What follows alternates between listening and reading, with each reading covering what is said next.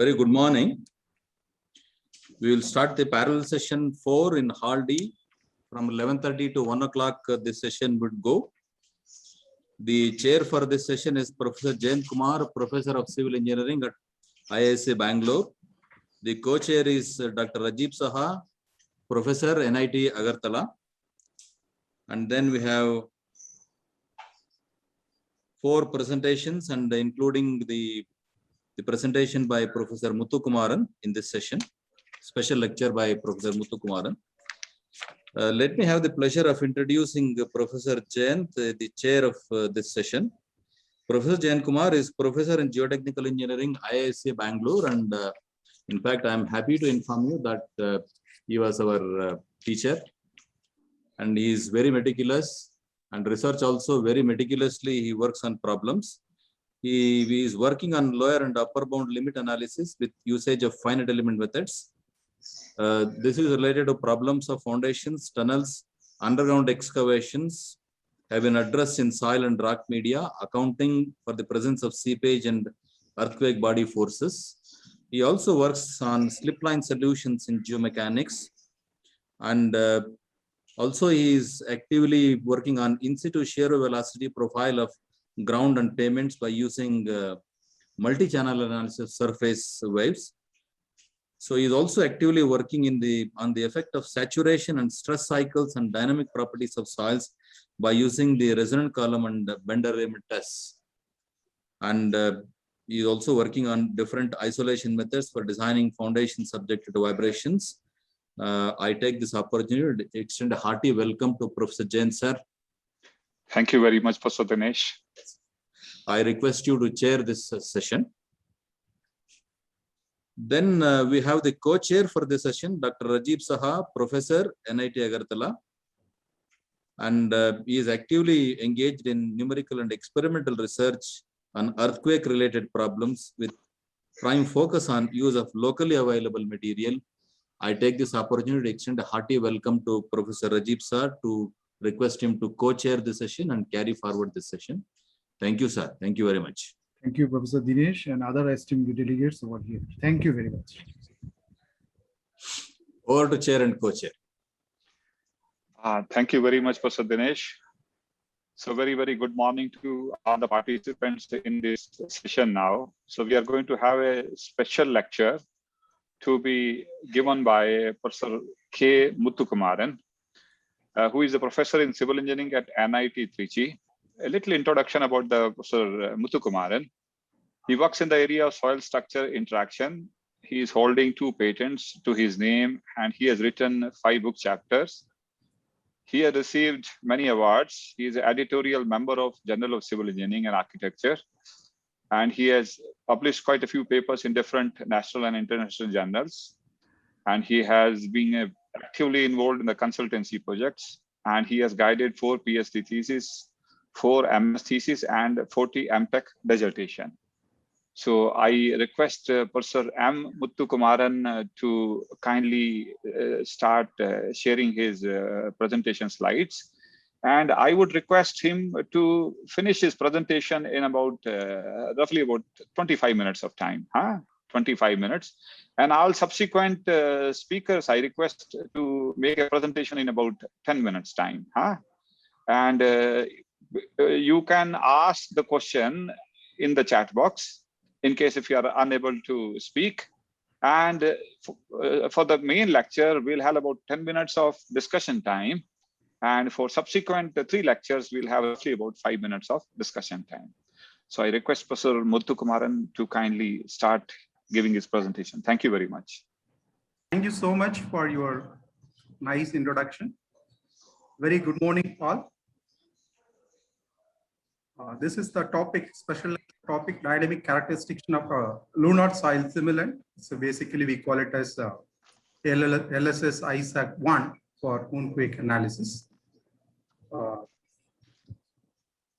So welcome you all to the special lecture.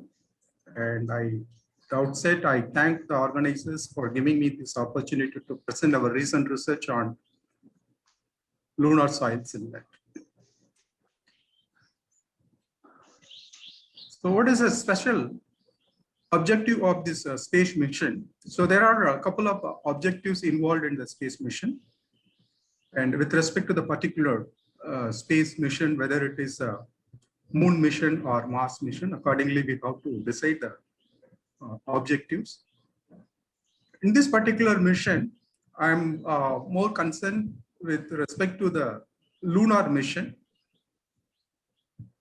the mission to moon, and hope you are all very well known about our Chandrayaan mission 1, 2, and the forthcoming 3 as well. Chandrayaan mission 1 was 100% successful one, and 2 partially succeed. And we are expecting 100% success rate for Chandrayaan mission, the mission 3. So the basic objective is to perform a mobility activity on low gravity and vacuum on the moon surface, conduct semi-autonomous navigation and hazardous avoidance capability, and carry out scientific experiments for the elemental analysis of the lunar surface or near the landing site. So these are the primary objective of space mission related to lunar, especially the Chandrayaan mission. So this mission will be a precursor for a technology demonstrator and provides more data for our future and a more complex rover mission to the moon and Mars and beyond. So this is the basic idea related to any space mission. Coming to the more, moon mission, towards the moon colonization, there are a few reasons why we are very keen on moon mission and what are the favorable aspects we have towards the moon mission and what are our expectations. It is not a fantasy, but it is a distinct reality for various advantages like 1/4 of escape velocity on the moon. This is one of the important aspects we have to keep in our mind when we talk about the interplanetary mission, especially the escape velocity is almost reduced by 75% of the velocity what we have in Earth. And the second important aspect is 1/6 G. So that tremendously going to reduce the self-weight of the complete rovers, the mission system, especially the rocket and all other corresponding components. So that particular weight has been drastically going to reduce. I'm just making a comparison between Earth and Moon. So these two are the important favorable properties as far as the space mission concerned, especially for when you are talking about the interplanetary mission. So which enable the economical and interdisciplinary missions in the future. So hence the futuristic trend is to establish a launch post for launching the rocket and including lab and testing facilities in the moon with limited residential shelter for the astronaut. So these are the very important focus towards the futuristic study related to the moon colonization. And as we are all very well known, transporting any building material from Earth will be completely costly and it's not viable. Hence, the lunar structures need to be realized using local rheolithic material. So that is the main focus of our particular research. And we are a part of this research. We did a little bit related with in this to redress this aspect for the current research scenario. And we are on the way. We have not reached completely. So therefore, the engineering study of lunar soil is very much essential. So as some of you may aware about the recent missions, especially the Chandrayaan-2 mission. And basically, we want to build a rover system. And this rover consists of several wheels. And the wheels will be decided with respect to the weight of this rover. And as well, how these wheels are going to have an interaction with respect to the rheolith, your lunar bed. So based on these categories, these aspects, our lunar vehicle, rover wheel needs to be designed. So typically you can see in the right hand side, this is Apollo rover mission. So the primary aspect is we need to know about the interaction between wheel and soil. There are two things with respect to the interaction study. Whether our wheel is a rigid wheel or flexible wheel. So this is typically what we have in the terrestrial transportation system in our Earth. So basically, we will be building a good surface pavement system. And this pavement system will be decided based on the soil condition, what you have in the Earth and where you are doing the project. So you can do a systematic study on the soil, subsurface, subgrade soil. And depending upon the subgrade soil characteristics, you can able to make a proper pavement system. Over that, you'll be having your wheel movement. So this is a completely, your wheel is moving on relatively on rigid surface, and the whole resistance is governed by the frictional resistance between wheel and your subgrade pavement system. So the problem is very simple. And since we are talking about the pavement construction, we know the so-called well-established theory. Using that theory, you can able to construct a proper pavement, and you can able to study the wheel-soil interactions so easy. Whereas the scenario when you talk about the moon surface, especially in the highland region, it says that it's a very material is very soft in nature. The relative density of the material is somewhere close to 60 to 65. And moreover, this material consists of having a density somewhere 15 to 16 kilonewton per meter cube. So that is the material we are talking at the surface. So when we have a wheel on that particular surface, how much the wheel will have its own sinkage, settlement. So the wheel mobility is completely governed by not only the frictional resistance between the soil and wheel, it is also a function of the shearing surface resistance. The rolling is controlled, completely governed by the soft surface response, the behavior. So now your surface is something like a flexible medium where your wheel is more or less taken as a rigid medium. So when you have a flexible system, supporting system and rigid wheel, so the interaction is a little bit tricky. And moreover, this wheel is subjected to a motion, and this motion is normally decided by the rover design. Normally it will be taken as 1 meter per second, or depending upon the rover velocity. So with respect to that movement, what will be the governing forces that is going to affect the wheel movement? And that is the important aspect we have to keep in our mind. Accordingly, we need to work on the soil-wheel interaction. So the wheel mobility, when you talk about a rigid wheel and rigid terrain, it's mainly governed by the frictional force. It's very easy. We know how to maintain this interaction between the wheel and soil. Whereas in a rigid wheel and soft soil like a lunar terrain, it is controlled by the limited slip. It's not only the friction, it is also controlled by the slip forces. And this is the predominant one. So we need to know about, with respect to the self-weight of the rover, how much will each wheel will have a sinkage on the soft soil. And accordingly, the wheel slip needs to be all right. So basically that is called the trackability behavior of the wheel. It's very, very important. So the wheel slip is a function of several aspects. So wheel load, wheel dimensions, flexibility of wheel, and the presence of cruises on the system.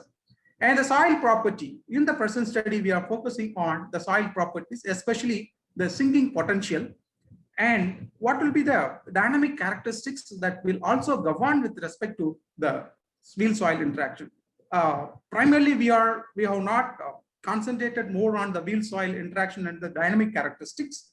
But this particular study, we have started the preliminary work, and we got a simulant, and using that simulant, we have arrived at all the geotechnical properties, including limited dynamic characteristics. And how these dynamic characteristics are going to affect the real soil interaction, that particular part has not been going to be discussed here, but we'll be concentrating more on how these moonquake are going to have an impact on the constructed facilities. Assuming that we are going to create a shelter, we are going to have our own landers and rover. So how this system is going to have an impact when we have a moonquake. That is what this study is going to explain.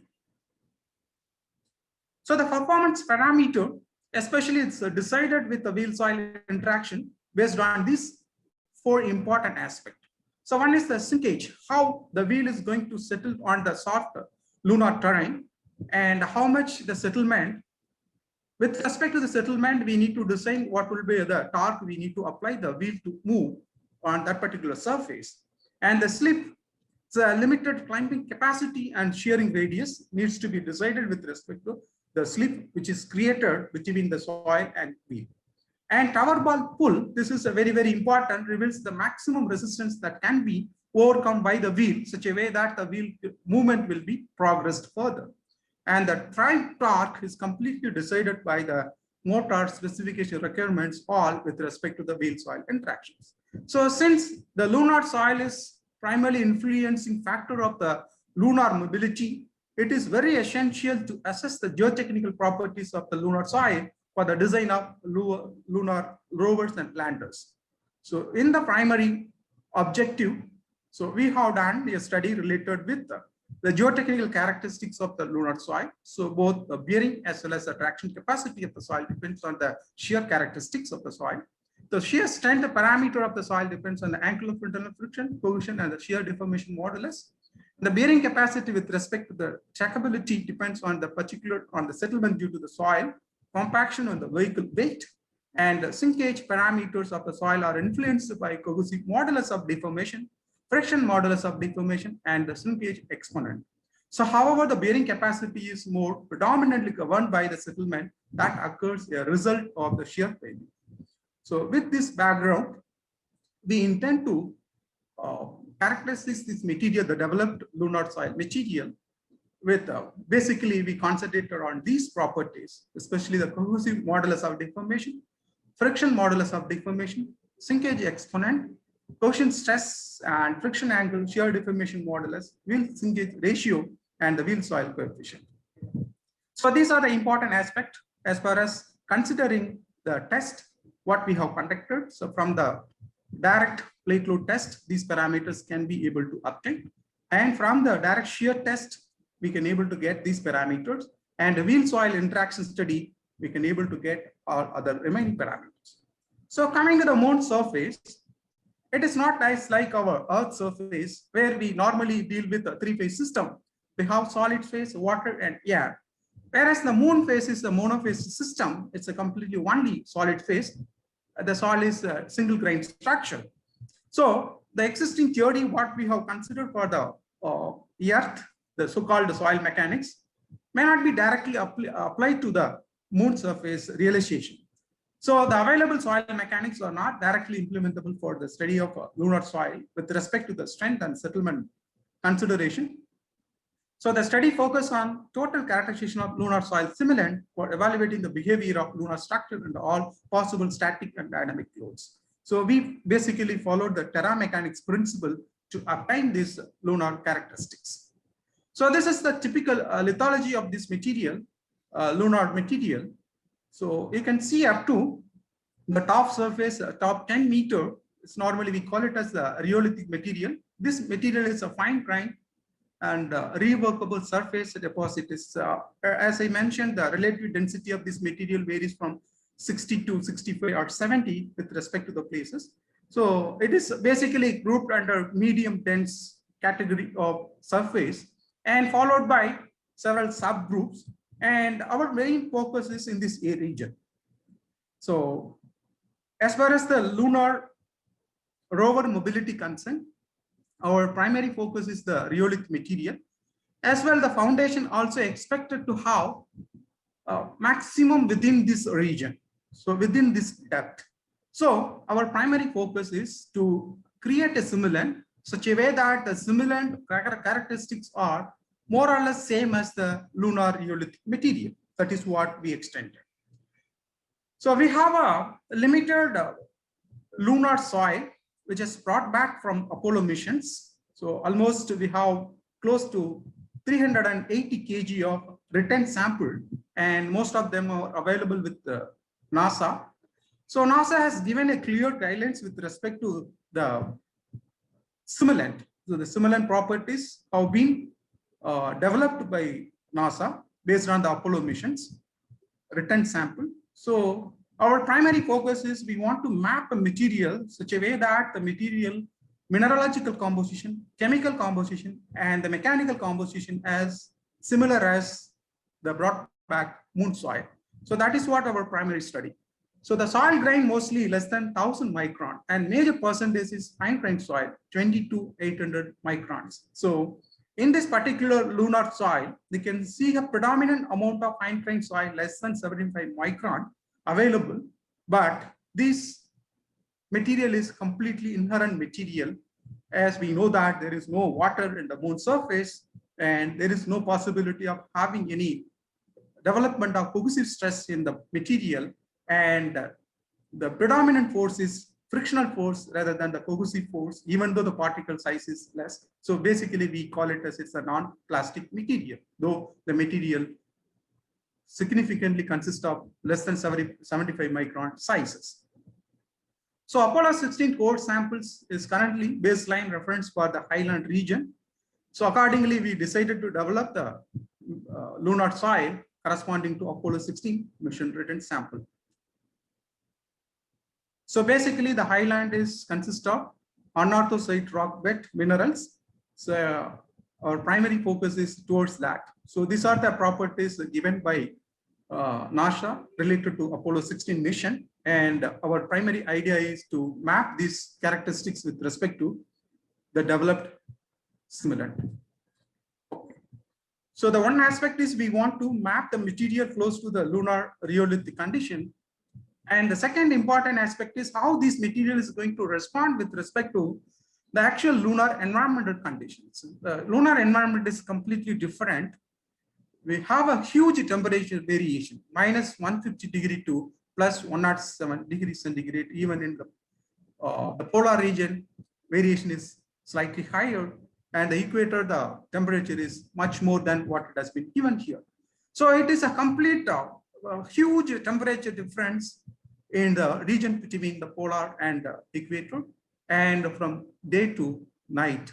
So your material, the material whatever we are going to develop, supposed to withstand that much huge temperature variation with the limited property change. That is a very important aspect.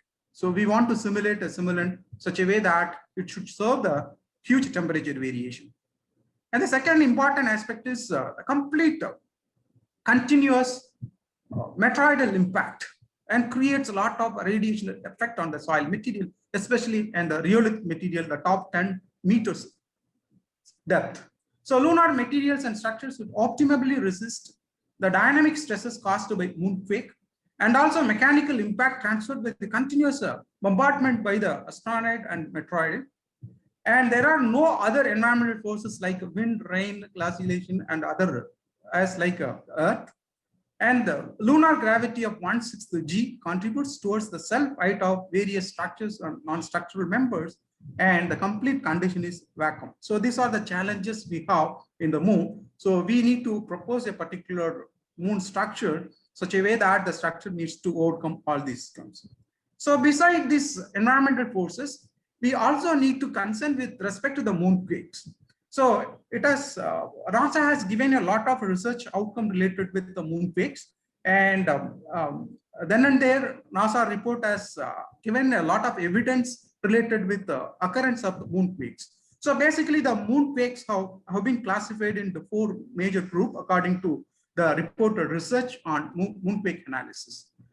The lunar rheolith has a deep dry strata for a few meters at the top due to the absence of water and a very fractured rock crust beneath the top rheolith, 10 or 15 meter rheolith. Therefore, the lunar seismic signals have a large degree of wave scattering and a very few attenuations. So as there is the chances of attenuation is very, very less. The generated moonquakes are moving as it's like a ringing of the bell. So whenever moonquake occurs, the attenuation level is so low, or in fact insignificant. So keep on the waves are moving within the surface and creating it's like a bell ringing continuously. So moonquakes happen as the result of releasing of stored energy and the tidal energy. This is what it has been reported by NASA.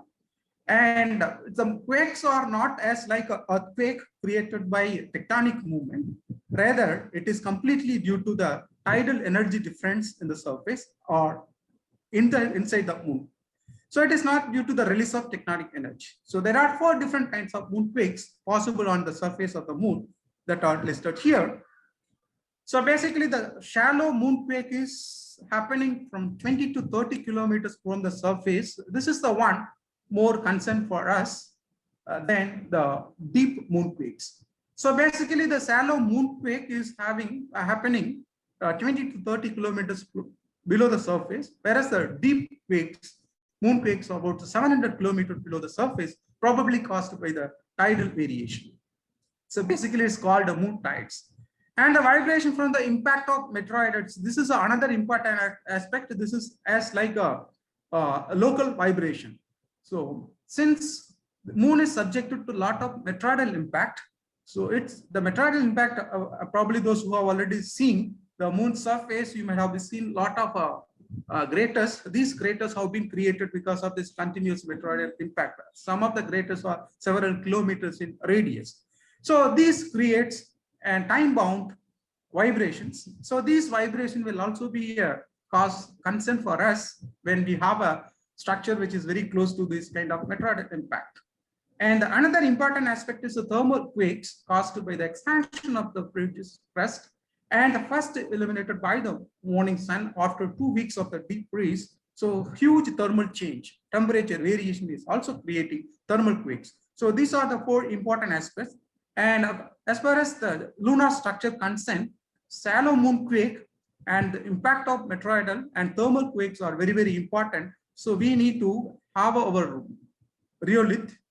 We need to protect our structure against these kind of moonquakes.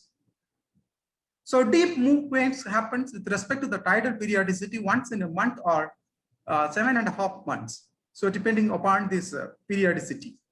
And the shallow moonquakes are the most energetic seismic event compared to the deep moonquakes and release more energy. So the release of seismic energy from moon is commonly assumed to be small. It is in the range of 10 joule per year. So compared to the Earth, 10 power 17 and 10 power 18. And the average seismic energy somewhere is 10 power 14. It is almost like a 1/8 to 1/10 of the earthquake energies.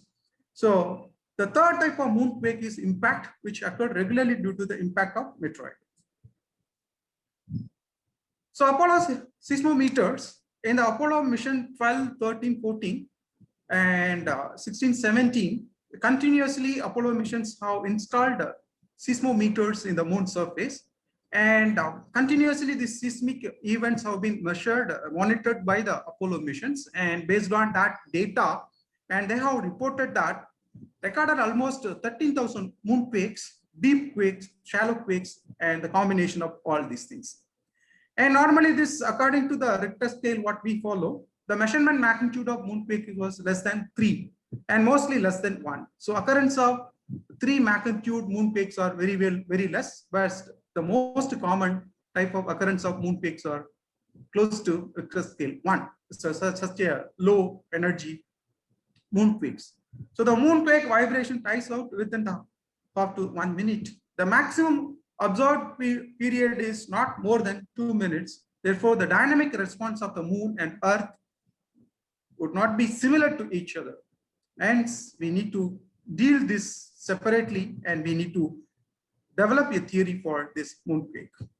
So some of the literature outcomes shows that the occurrence of moonquake, we can see very rare as reached to the 3+ magnitude, and the occurrence is, this is a shallow moonquake, and frequencies, most frequent occurrence moonquakes are having 1. So Muthukumaran, just a reminder, try to finish about 5-minute time, huh? So you can practice. Yeah, thank you. Sure. So this is just a comparison about the deep and shallow moonquakes with respect to, you can see the right side, you have the shallow quake. This is the one having more impact on the surface, and if at all we have any structure on the surface, we'll be in trouble. We need to really considered this aspect. And so this is the occurrence of the deep quakes with respect to various time frame. So considering all these aspects, the primary focus is we need to develop a simulant, and then we need to study on the simulant with respect to all these characteristics what we discussed so far. So the development of new lunar highland soil simulant, what we did. So basically we have taken Apollo 16 as a reference, and basically we want to do the complete study for the Chandrayaan 2 and 3, and the Chandrayaan 3 mission project is going on. And basically we need about 50 tons of LSS for doing all this rover and lander study in the laboratory, ISRO laboratory. So for that, we did a systematic analysis. We identified the material, which is near Salem, Tamil Nadu. The place is called Chittambutti, where we have plenty of anorthosite rock specimen. With this anorthosite rock consists of the chemical and mineralogical composition as like the lunar rhyolith. So we have taken, this is just a comparison with respect to the chemical composition. And based on that, we have taken the anorthosite rock, and that has been characterized. Basically, it is pulverized and made it in different categories. We have grouped into sample A to E with the various grain size, 30 to 1000 micron. This is the predominant group in the lunar soil. And accordingly, we mixed this proportion into different categories, ratio, and we arrived at a suitable ratio with respect to the one which is very close to the Apollo 16. This is the upper and lower limit of the Apollo 16 sample according to the gradation. So all our specimen ASS 1 to 6 is very close to this region. So we have selected the one ASS M2, which is denoted in the dotted line, which is very much closer according to the gradation as well the other properties. So the test has been extended with all other engineering characteristics, starting from the direct shear test and compaction test, consolidation test, and triaxial test. And basically we want to obtain the potential.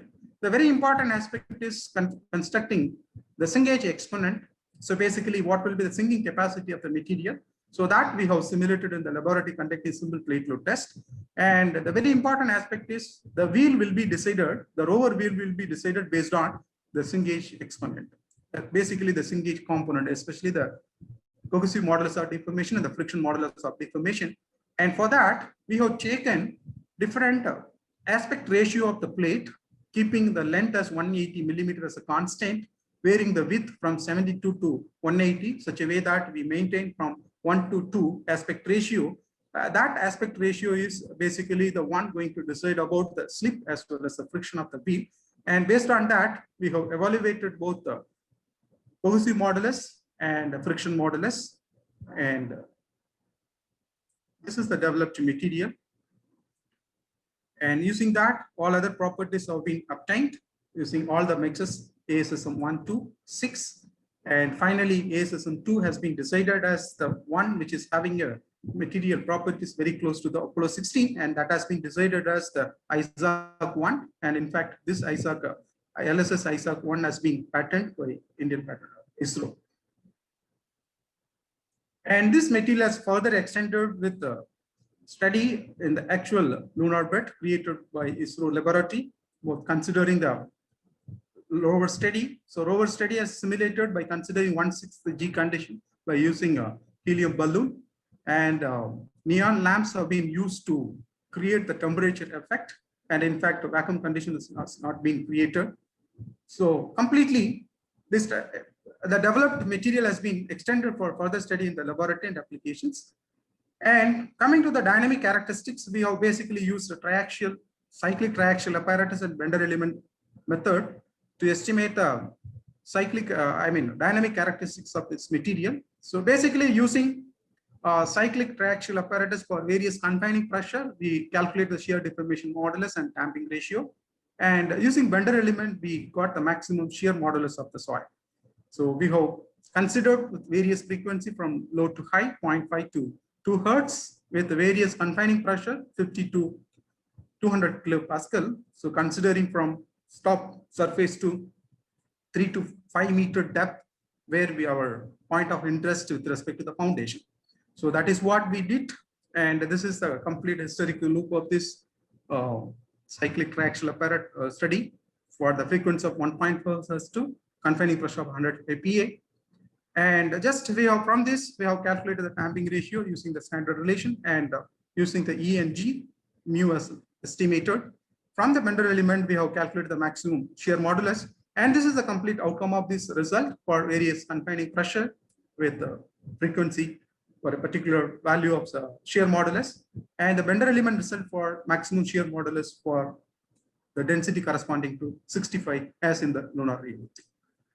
So with that, this is, as I mentioned in the beginning, this study is still we are doing on it. So still, I'm in research in progress. So we thought of extending this particular study to the lunar structure, and we have done a different lunar structure analysis. The proposed type of structure, we started with the igloo kind of structure and egg shape and a segmental shell dome. So all this basically, it's a vacuum condition. We want to create the living comfort for the astronaut. So we need to pressurize the inner chamber close to 100 kilonewton per meter square atmospheric pressure. When you introduce that 100 kilonewton per meter square atmospheric pressure in the chamber, so that will create the uplift pressure for the structure. So then the primary focus is we want to create the foundation structure with respect to the uplift pressure. So that is what presently we are doing on the research. So preliminary research, we witnessed that providing a stiff wrap foundation system with the anchor plate will have enough resistance against the uplift pressure. That is what. So we are also extending this study to create a 3D printing with the igloo structure to simulate the real.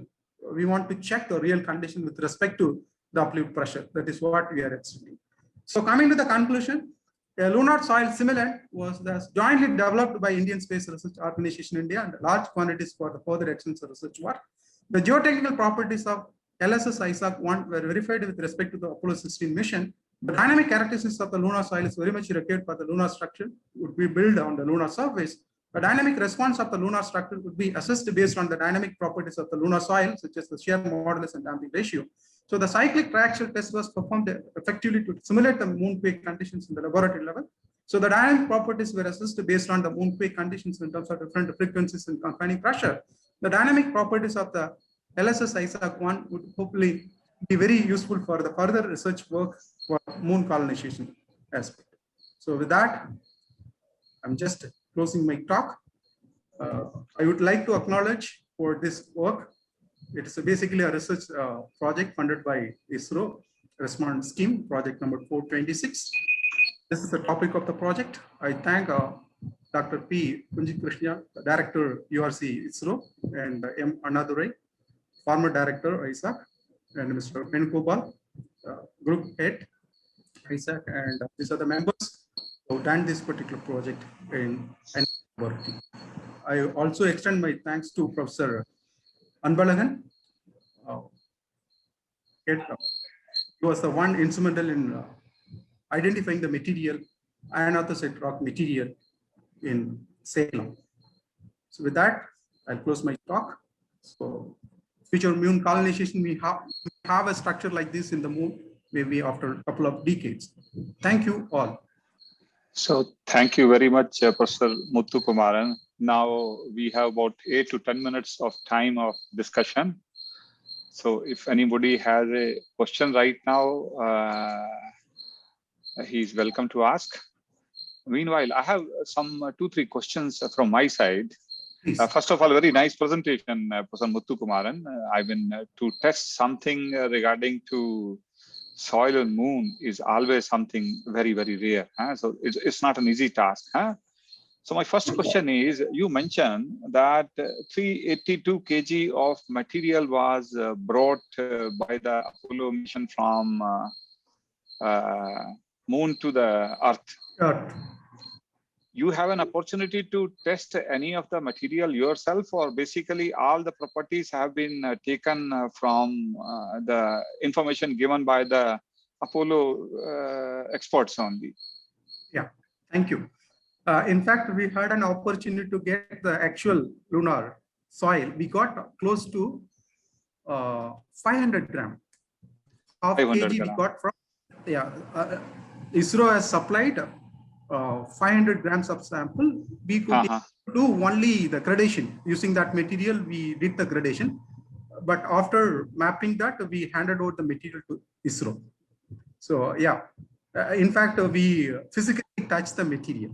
You physically didn't touch the material, because yes. that was what I was about to know, how the soil on the moon looks like in terms of color, mass, density, and how it is being the different material from our material on the Earth. Yeah, the material is something like it's like a ash. The color is like a ashy color, but it's a very fine material. But the density is more. So that is the same fineness. Density. So one is density, other is unit weight. Yeah. Unit weight, I will not talk about, because G there is 1/6 of G, what is available on the Earth. Yes. What is the typical mass density of the material in the upper region of the moon surface? Yeah, that is what typically it says that close to 15 to 16 kilonewton per meter cube. So see, again, you are talking about kilonewton per cubic meter. Yeah, I'm not interested. I'm talking about kg per cubic meter, if you don't. I'm talking about mass density only. Yeah, that is the problem. I mean, the tested sample are reported in terms of the density, because it has been in the terrestrial condition. All properties have been tested in the terrestrial Earth condition. With that, we are able to simulate. But NASA has done, actually, it's a reduced, they wanted to really conduct the test under reduced G, 1/6 G, test under the flight mode in the motion. While coming in the parabolic motions, they reduced the G. Reported that the result is not significantly changed as far as the geotechnical parameters concerned. So slight variation about 10 to 15%. It is not a drastic change in the parameter. So most of these studies, whether it is reported by NASA or elsewhere in the world, the tests have been conducted under the terrestrial condition, the normal G condition. Anyone has a test right now, something like a plate load test on the moon surface? I doubt now. I'm not very sure, but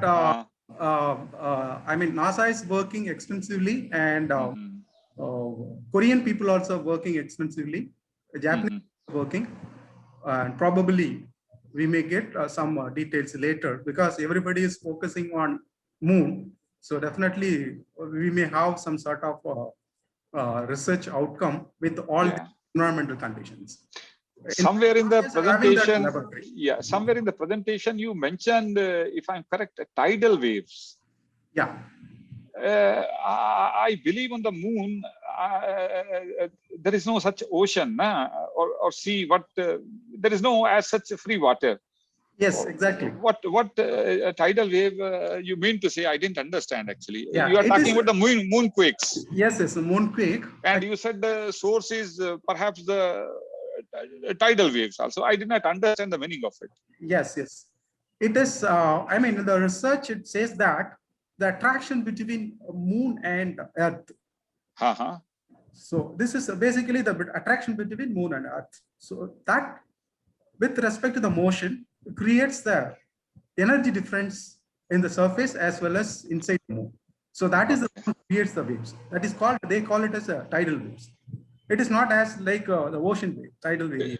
Only the energy difference between the surface and inner with respect to the Earth attraction, between the moon and Earth attraction. One last question from my side. I'm sure there should be few from the participants also. Please. I believe there is no atmosphere on the moon surface. Am I right? Yes. If somebody wants to stay in moon, all the time he needs to have oxygen with him, or you can produce oxygen from within the moon itself. Yeah, that is a tricky part. Actually, if that shelter we want to create, it is we have suggested igloo kind of shelter, or the shelter something like a egg shape, using the rheolic material itself. No, my question is I'll come to your oxygen point. I'll come to your questions. So we Yeah. need to create a living comfort for the astronaut. So we need we need to maintain the atmospheric pressure of 100 kPa. So I mean, as of now, probably some of you might be aware that using our Chandrayaan-1 satellite image has identified probably moon polar may have a crystallized form of water. Yeah. Probably those things can be. That is why we are more. But there is no atmosphere there. No? There is no oxygen. No oxygen. Yeah, no oxygen. No oxygen. Yeah. So we need to have the source with us only. Yes. I mean, as of now, I mean, it is not 100% completely. We have evidence for that. Yeah. So broadly reported, we may have a crystallized water in the. That is why we are concentrating more on the polar. So possibly if you get some sort of evidence that we can have extraction techniques to get the oxygen from the polar. Yeah, so thank you. So any questions from my colleague or participant here? I'm sure there will be few. Muthukumaran sir, I have one. Please, sir. Please. I'm Dinesh here. Yeah, please. Did somebody tried with centrifuge testing for the effect of gravity? You can accelerate. Okay. But the problem is we want to reduce. So NASA has tried with under the motion condition. In the parabolic motion, they did some sort of study, but it's not completely revealed. They have not disclosed. Maybe some simulation studies are also not carried out regarding the effect of this lower gravity and how its behavior, because the weight will come, unit weight will come down. Yes. People are trying, people are working, but from this NASA flight study, it has reported, but it's not completely revealed as I mentioned. It says that about you have a difference of 10 to 20%, 10 to 15% or 20% parameters. So in fact, we normally consider such kind of low impact is insignificant on our parameters, some of our parameters. So probably in future, NASA has already developed a laboratory considering all this moon environmental condition. So hopefully we may get some sort of result in the future. Okay, sir. Okay. Thank you.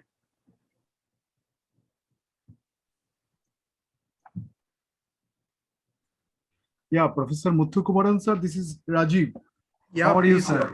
Yeah, please. This is really thank you to the chair and the session manager.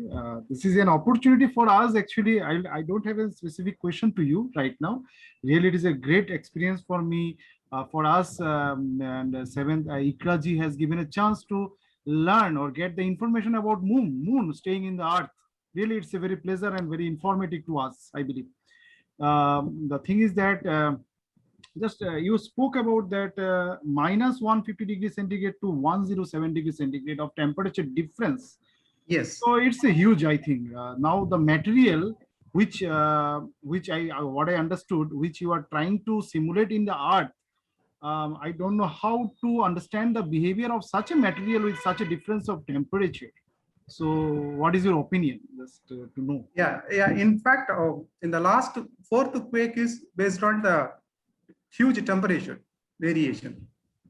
It is due to the temperature variation, we may have such kind of quakes, radiation. As you rightly pointed out, and some of the countries are working with a huge temperature difference, but there is another added advantage having such a huge temperature, especially for the plus temperature. We want to have a shelter. The shelter can be constructed by using the rheolith material itself, by using sintering process. By using a suitable techniques, we can able to increase the temperature as easily as possible. So that will melt the material and make the material is monolithic. So that is another study is going on, how to make the binder, how to make, how to bind the material to create the shelter. But in the terrestrial condition, I mean, since the lunar soil condition is more on like a inherent material, and probably this temperature could be withstandable by the material itself. I mean, the plus 152, minus 152 plus 170. Still, we need to do a lot of research on that, the temperature. But according to our the developed LSS ISAC 1, so basically we have taken material from anorthosite rock, which is more as like an inherent material, which can able to sustain this temperature easily. That is what our preliminary study has witnessed. We are also planning to do sintering process to make binders on the lunar surface. So that process is going on. So shortly we will also come with a sintering process to make a binding of lunar rheolith. Thank you. Definitely, we'll wait to hear you a number of lectures in this regard. People will be more interested over the art to hear you soon. And lastly, just as Professor Kumar has already asked you about the mass density and the unit weight, and you have shown some of the tests, if I'm not wrong, vertical sinkage test. Yeah. Now, doing the same test in the moon and to simulate in the earth, obviously there should be a difference because the behavior of the soil, whatever you mentioned, and the activation of the G gravitational force is a significant difference. So how do you correlate the test results, as you are mentioning the sinkage is one of the important property? So just to hear from you. Yeah. So basically, Apollo 16 return sample test evaluated by NASA is in the terrestrial condition. So based on that, they have given a broad guidelines.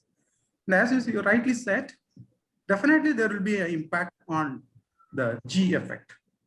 But what I mentioned in the beginning as well, NASA was trying to do this test under reduced G condition, under the flight mode condition. So that is what they have also reported on the parameter, on limited parameters. The impact is not as significant as what we are expecting due to the G reduction. So basically, the G reduction is not only for the soil, the G reduction is also applicable for our lander as well as rover. So basically, we are dealing with the same G level, whether it's the supporting material or inducing material. So both are reduced with the G. So probably whatever the theory we are extending in the terrestrial condition, applicable to the considering the same G level. Yeah, probably. So, sir. Now I think we are running out of time. Sure.